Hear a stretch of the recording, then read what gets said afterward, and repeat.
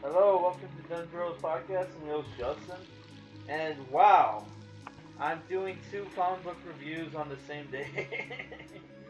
Yeah, it's the thing where I just started reading this after I finished Earth X, and I just had to sit down and read the whole thing. Which today we're reviewing Starlight: The Return of Duke McQueen, written by Mark Millar and with art by Goran Parlov. Though I gotta say, I was when I first picked this up, I was a little disappointed that the cover art for this book and the inside looked nothing alike. It's what they would have called back in the day a bait and switch. But I still enjoy this book, which this book was published by Image. It's rated T plus, though it has ultra violence in it, and it's 15 US, which I think I paid. How much did I pay for this book?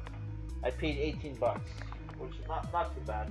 So the book, I'm not gonna lie, the book is Flash Gordon ripoff, which kind of ticks me off, because if you're a Flash Gordon fan and you're Mark Millar, you're telling me you can't go to the publisher who has the rights to Flash Gordon and ask them, hey, can I write a Flash Gordon book?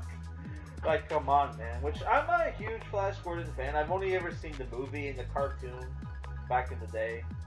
But I'm just saying, if it was me, I would have just did a Flash Gordon book, which I'm sure Dynamite or whoever owns the rights, but it just comes off a little like, okay, you're trying to save, you're not one, you're trying to save money. Two, it comes off like, oh, if there's ever a movie, right, you get all the money, you don't have to pay off Dynamite or whoever, right? So the book is basically about how Duke McQueen 40 years ago, kind of a lot like in Farscape, it was doing a test flight for the Air Force, U.S. Air Force, where when he got sucked through space warp into another planet, right, and which was run by this dictator called, I forget his name. What was it? Palov or not Palov? Let's see Offer's name. It was something with P, right? Can't remember. But yeah. So wait, it should be right here.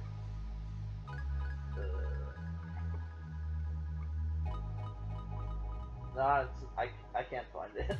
So basically, there's a planet that's a peaceful planet that looks very like fairy tale-esque, that's under the rule of this tyrant, and Duke McQueen saves the planet, defeats the tyrant, and is given a medal and offered to rule the planet alongside the queen. He turns down their offer to go back home, right? And 40 years later, his wife dies. It starts off with a funeral scene and a flashback to when they found out his wife had breast cancer, which they drew his wife very young looking. Like, she didn't look like a 60-year-old woman. She looked like she was 40, while our main character is like 62 years old, right?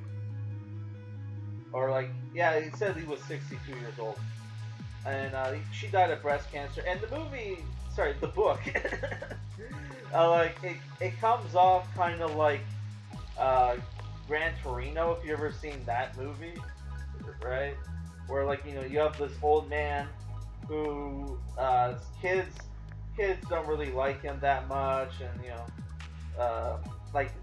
like his two sons are arguing whether or not they should arguing who should take him to live at their house, which neither of them do, right? Because neither of them do, because they're like, oh, he's so strong as an ox, he can handle himself, right? So a year later after that, he's setting up he worked all day on dinner, waiting for his like sons to come home, right? Uh, Come home because they're gonna have an anniversary dinner because it's been a year since his wife died and their mom, but they were both too busy to make it, right? And as he's like like acting like depressed over like that his kids won't see him on the anniversary of their mother's death, he gets visited by a young I wouldn't say young boy, let's say a young man. Well, he's like 12 or so, from the planet Tantalus, the same planet he saved on a blue rocket ship, asking him to come back to Tantalus because they're they're under the rule of a new tyrant called Kingfisher, who's the leader of the Proteans, right? And that's the end of the first issue. And after a night of thinking about it, despite the fact that he's an old man now, he decides, fuck it, I don't have a lot going on at home. So he goes on the rocket ship and goes on an adventure back to Tantalus, where he meets up with the Resistance. There's betrayals. There's betrayals by a 1950s Earth enthusiast who turned out to be a spy. There's some cool sword fights. There's some art. There's some pop culture references. You have some of the bad guys look like Grandizer, the super robot from the Go Nagai anime. I think it was Go Nagai. You have the royal guards for the Kingfisher look like Tekka Man. if you ever seen that show, right? Which is they made I think in the West they named him Techno Man, right? And there's a scene where you see Bender, the Iron Giant, and Robot from Invincible in one scene, right? So there's some comedy scenes here, some cool action, ultra violence. The art is not too bad. The action scenes were really cool. That's the thing with Mark Millar. He's really good at writing action scenes and finding good artists to draw them, right? Which the action scenes were cool. And the book was well paced, right? I really enjoyed it. It was a fun read. It was a fun read.